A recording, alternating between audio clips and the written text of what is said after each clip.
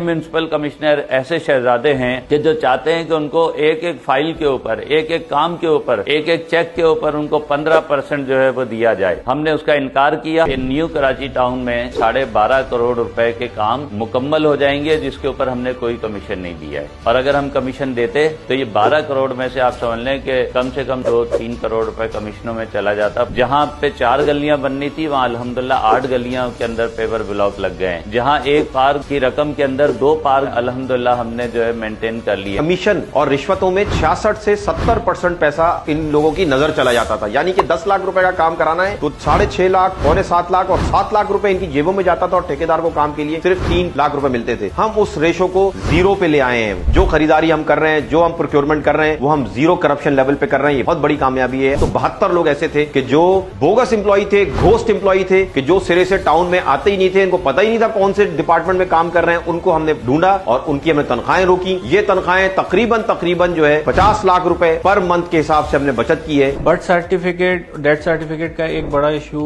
है लियाकताबाद में। मतलब हर यूसी में एकड़ों की तादाद में बनते थे, लेकिन वहाँ का जो स्टाफ था वो अपनी मर्जी के तहत जो है वो उसके पैसे लेता था। कोई चीज़े जो है 2000, मतलब कोई भी फिक्स अमाउंट नहीं था। लेकिन अल्हम्दुलिल्लाह जब से हम यूसीस में आए हमने इसका फिक्स अमाउंट कर दिया कि कोई कितना भी लेट हो या जल्दी हो उसकी अमाउंट जो है वो 500 रुपए सजेस्ट की है सबने कि पूरे लियाकताबाद में आप कहीं से भी यूसी से बनवाएंगे तो 500 रुपए जो है